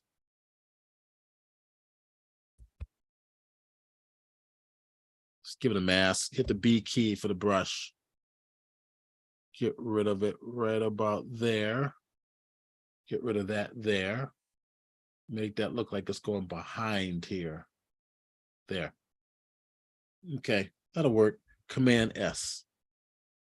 All right, let's go get our texture. Let's go deal light and shadow. How many minutes do I have left? We're at 8:09 right now. And Daniel, Daniel, do you have anything else that you want to add in? I'd say about 20 minutes, or if you want to finish sooner, Perfect. that's fine. Yeah, that's perfect. 30 minutes. Thank you. So I want to see what I can do. Let me go to my go back to Bridge and see what I've got in here. I could just brush in my shading, but that would be, I want to use some texture of some sort for the shading. Let's go to, I should have LA Web Developers Group, and let's go back to the Essentials option. And I've got, you know what, even this might even work here. Thinking about this here, that might work as well. So let's go check out. No, I'm not liking that texture there. This is where I'm going to have to experiment. I mean, I could go to this here too. Let's try it. Let's just go play. Let's go grab this one first. Bring it on the inside. Let's see what we get. Rotate it around. Let's give it a blend mode of multiply. Say darken. Okay. Multiply. Okay. Overlay. Overlay might be interesting. Let's give that a try. So I'm gonna hit enter on the keyboard. Command S to save it. I don't want to get lazy and get overconfident. I'm loving the texture on the face here, so I'm going to apply it selectively. So I've got my dowel right down here. So why don't I take this and make it a clipping path to the dowel? So I'm going to grab that texture, get it out of the shadow, folder and put it right above the dial. I believe that's a dial there. So I'm going to go and Option or Alt, put the cursor in between the two and click it to make it a clipping path. So it's restricting it to the face only. Let me kind of cascade up the wire. And that's the eye detail. I'm going to put that back on temporarily. All right, now, let's play with this. Let's play with the opacity. Let's bring the opacity down a little bit. Actually, I'm in the wrong layer, aren't I? There.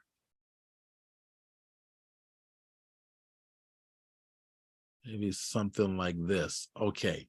All right. So let's see what happens if I add a Gaussian blur to this. I'm just playing at this point. So the texture might be a little bit rough for me. So I'm thinking, what if I add a little bit of softness to it? Pull it on over a little more. Yeah, that's better. A little more, something like this. Just soften it a little bit more. Yeah, I'm liking that better. And this is a smart object. I can turn it on and off anytime, right? Now I'm going to paint it in. So give this a black filled layer by holding Alt or Option on your keyboard, clicking the layer mask, and it'll give you a black layer by default. And since it's a clipping path to the shape of the head, I can be sloppy about it, right? So I don't want it to get it in the eye, right? I just want it on the face because lighting is coming from the top left. It's going to move down. The shading is going to be over here. I'm going to kind of redesign the lighting. Hit the X key to paint with white on the mask. I'm editing the mask. I'm going to slowly, gently start pulling that on in there, right? Giving it a whole nother motif. It would almost feel like an antique doll that's been hidden in like a trash bin or something. Yeah. Yeah. Yeah. See, I'm slowly gonna bring it on in there. I'm being gentle, right? Because I'm allowing my subconscious to work, to let it kind of suggest to me where this should go, how it should look. I don't want to take control. I just want my subconscious to work. There we go. Bringing a little bit of shading over here. I mean, the shadow, you can see some of the shading that's on there coming in between, a little stronger, especially in the eyelid areas. Right, let it blend. So I'm using a soft brush so it blends really well. But there we go. Remember, the shading is going to be harsher along the edge of the face, right? There may be some rim lighting coming from back there, but we're going to establish a nice contour, right? You want contour here. Want to follow the rules of perspective. But we're using some creative techniques of adding texture with a overlay blend mode. So it looks like that's about as far as we might want to go on this one. Command S. So, but I need more darkness. I need more richness. That background is competing for attention way too much to this. So I'm gonna go to that background real quick. So if I start seeing things bugging me at this point, as I'm getting close to something that's close to completion, I start going to deal with it. So here's my background. Let's open up that layer group. And this has a Gaussian blur to it. I'm going to select the Gaussian blur, double click on it, and I'm going to blur this more. There. Yeah. That's better. All right. Something else I'm going to do with this background layer, I'm going to add an adjustment layer of curves. I'm going to tell this curves to take a multiply blend mode. And I'm going to inverse the mask with Command or Control I. Get a nice little big ass brush and just slowly, just a little bit, just deal with those highlight areas along the edges there. What's going on down here in the bottom right hand corner? So is there something, is that the background needs to be stretched? Fine. Select it, Command T. It's going to be a pain. Stretch it more like that. Or here, hit the Shift key. Stretch it down. Okay, that's better. What was that? I'm gonna get these highlights right along these edges, push it I down. think you'd have been happier with that background if the right side were rotated 180 degrees instead of flipped from the left. Well, the So background there wasn't a mirror. well, the background was just too texturous. Yeah. It was if the textures were competing with the textures on her face. But when you flipped it, you threw highlights behind the shadow here, which are very close in value. Yeah, no, that's a good point. Right, you're And right. you would have had the highlights up here behind some much darker stuff and some darker things down here. And Well, you know, I can we go. go on forever, but Yeah, we can go. I can bring it back a little bit to just kind of make now. That's what I kind of close to what I had before. And all the little specular stuff in here was competing with the subject, in my opinion. too light in the background and too dark in the shadows. So they're very close to the same value. You don't have contrast going on there. All right. So my goal, I'll tell you, we'll leave it here. Now I'm going to entertain your suggestion by going to, there's my curves up here. Let's get this curves and let's bring the highlights down. Let's see, is that going to work? Is that affecting what I need to affect? Let's see. What have I got here? On, okay, that's working. Bring the highlights way down. That is a multiply blend mode, so I guess it's not going to have much. That's kind of weird. Fine, let's do this. Let's add another curves up here to see what happens. Okay. There we go. So if I flatten it out like so, I don't know. I'm not liking the texture. You got to punch up the doll now. No, the dial is fine. It's too much in my thought process is just too much texture. If I can just blur it a little bit with a Gaussian blur a little bit more. See, there you go. That works. Something in there that works. It's just too much texture. The dial needs to be dealt with in terms of I'm going to add some more shading.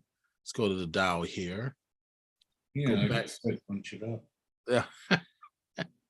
Well, punch it up. I'm assuming you mean brighten it or more contrast. No, just more contrast. Nah, it doesn't need more My contrast. face is flattening out a little too much. Yeah, and that's why I want to bring in. Let's go here to overlay. Let's turn that off and on. So there's not enough darkness over here. So I can use that same texture. Command J, which makes it harsher, but I don't want it. I'm going to fill that with white, the mask, so I can see the overall effect. And oops, sorry, I want to fill it with white. The other way, hits Command I. Okay. So the overlay adds contrast. It's making your whites whiter and your darks darker. I don't want contrast here. I want some. I want to flatten it out. So go to a multiply might work better. Okay, that might work better. Let's see what's happening here. I need a clipping path to this. Let's go.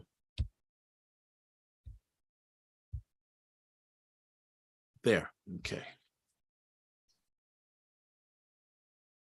So I'm going to flatten it out. So now I'm going to inverse that and just start to paint this in now. So I'm going to come up to here and see, I need more shading up here, right?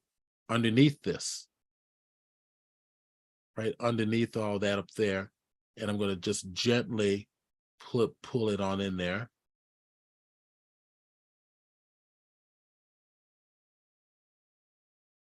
There we go. Pull it, especially underneath the eyes, right? Get on the side of the cheeks. And also where the barbed wire shadows are shadowing over existing shadows. Yes. especially in here. We'll add that texture in there to make it consistent.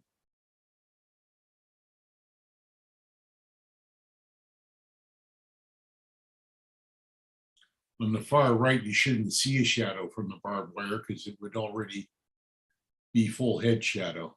Right. So I'd have to come in here and just kind of add in a little more richness. I'm kind of pulling back away from the monitor. Let's go in here, add some shadows, get the nostrils, get the lips. I need to get in closer, because you're going to have that shading coming from the lips over here, especially in some of these areas. This is where the program tried to put in some teeth. We won't have time to really fix all that, but I liked it trying to put teeth in there. That really creeped it out. Yeah, that shadow. Okay, so one last thing, because I know we're running out of time. Let's save that. It's thinking. Let's hope it doesn't crash on us. So we got still a problem. Still, it's not finished. Still need to work with it, but we're getting there. So I want to do something different with the eyes. I may want to consider going on there and maybe getting, cat eyes or fish eyes, maybe fish eyes, and replace what I have in there with what Photoshop has given me, or just coming here and add some texture in here utilizing my brushes. What if you went back to like the gouged out button eyes now that you have an almost organic face? Okay, say that again. The original doll had like these gouged out button eye things going on. We could. I mean, now that you've got an almost human looking face going. Right. Kind of go back to an inhuman, maybe one eye and then one eye gouged out. Well, try one and, try the other, one at a time and mix and match. Right. Put a third eye in there if you want. There we go. All right. Let's Command S. There we go. That's Command minus, bring it down. The system's kind of like is thinking. Thinking. It's thinking. It's freezing up. It's freezing up. That's a lot of pixels to process. Yeah, it's a lot of pixels freezing up. So, wow. So when it crashed earlier, it was processing all these pixels through Zoom also? Yeah. So double up. Okay. So Zoom takes a lot of your graphics card's resources. It really does. Mm-hmm. So it's still frozen. I can't move anything. I can't do anything. Space bar, you give me the hand, I can't do anything. So I'm gonna let it unfreeze and we'll save it so I don't lose it. But I think we kind of at the tail end anyway of our presentation. Yeah, we're pretty much there. I wanted to ask a final question as we go through this. Sure. I've had the pleasure of being able to watch quite a few of your presentations, and I have a feel for the style that you work in. I have to get people's feedback on what do they think is going to happen over the next years as the AI gets more intelligent and the database build up. How do you protect your work? How do you protect your creativity? Okay. All right. So when you ask that question, what do you think AI is? It is a collection of computers who collect information that collect information and archive and then teach itself about what things are based on key criteria, parameters, and keywords. Well, that's true. I just had a discussion with that today with an associate of mine. We're working with a museum here in San Diego to get to be on a discussion panel. It'll be myself and him and a couple of artists talking about AI. So there's a couple of different perspectives I'm getting. One is the one that you just explained. The other is, which is coming from an AI expert, it's not using images off the internet. It's actually recreating it, everything. So there shouldn't be a copyright infringement. True. So in other words, if you say I want Santa Claus with a hat and I want him sitting writing on a bear, right? The program is actually just creating that for you from scratch. That's the scary Scratch thing. or from existing images that it knows about. From scratch is what I've been told. Hmm. Because I've been watching AI compiling existing images. I think it does both, because if you put Mickey Mouse, I think it does both. Right. Yeah, I think it does both. You put Mickey Mouse in there, it's making Mickey Mouse, and I know it's got to be getting the Mickey Mouse from somewhere. Well, Mickey Mouse is copyrighted, so right, that's copyright. Yeah, exactly. The same way that some artist styles are starting to show up in That's some right. of these AI generated images. You can't copyright a style. Right. You can copyright your work, but you can't copyright a style. So if you are solely reliant on your style, well, then you're going to be in trouble. Good right? point. And then being an artist is about vision. It's about creating something that's unique to you as a person, that's unique to your character, that most people are not going to be able to duplicate because it's you. Mm-hmm. So AI is going to be challenging in terms of art in general. I mean, it's really a whole new world that's upon us now. So how do we compete against AI? Well, how is everybody else doing it? They're just going to the AI engine and putting in whatever they want and then calling it their own art. That's pretty much the only way you're going to compete against it. Well, and I'm seeing some that are taking what the AI has generated and then bringing that into their own art pieces and then building off of that. And in that regard, it does become theirs again. That's exactly right. And that's the way I like to use AI, is to go in there, generate something so that the AI will create something that may in a way that maybe I never thought about. Right. Use it for ideation. That's correct. Exactly. Use it for ideation. Exactly. So all AI is doing is exactly what I'm doing, except it does it faster. With a lot more variety at its disposal. Right. Can I field a question about RAM? I have I've got a 27-inch iMac, late 2015 vintage. It's fine, but support-wise, it's getting long in the tooth, and I will eventually need to replace it, probably with another 27-inch iMac. Okay. Currently, I've got 24 gigs RAM, which is done fine all this time. Okay. And I had thought that that's probably plenty, but these new AI filters look like a new level of RAM gobbling. Yeah, but that raises questions if I need to up it again. Okay, you have to understand that AI is not using your graphics card. Right. It's not. It's using the process on a server. It's on a server being processed. So there's no resources off your system at all. What about these filters that you're demonstrating in Photoshop? Same thing? Yeah, that will take your graphics card's resources. A little bit, but most of that is actually being processed through Creative Cloud, though.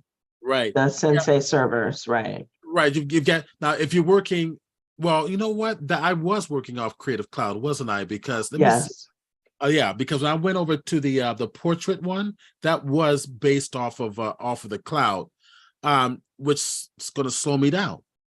Right. Is it taxing the graphics card or the RAM or both? Both.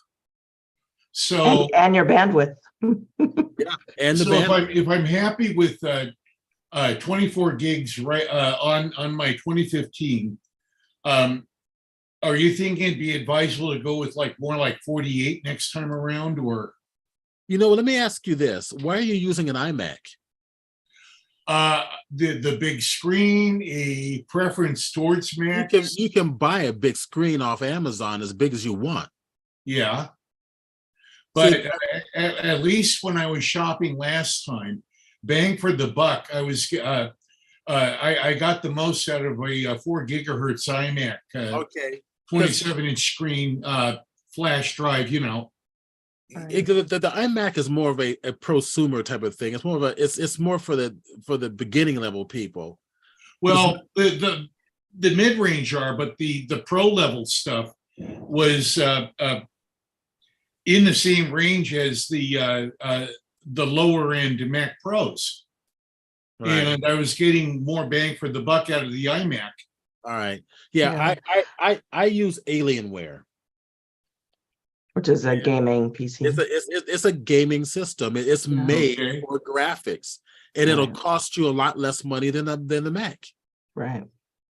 But if I want to go with a Mac, if I want to stick with a See, Mac, that's the problem. Is you want to stick with the Mac? okay, sir. Okay, so you're an evangelist. Hey, Wait. Hold You're on, an guys. anti-Mac evangelist, and you don't. Doug, You can't handle. Okay.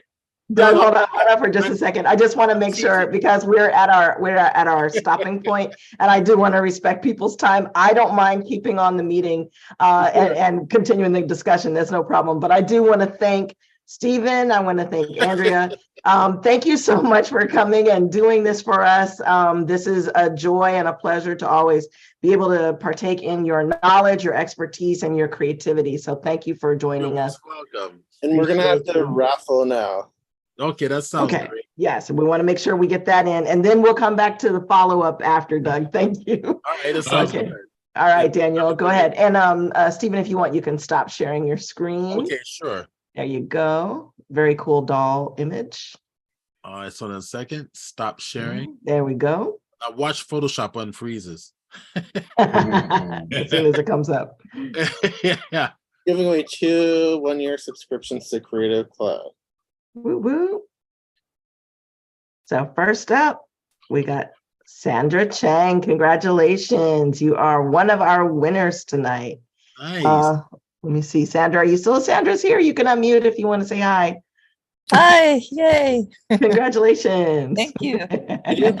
Could you PM me your Adobe ID so I could get the right email address to them? Okay.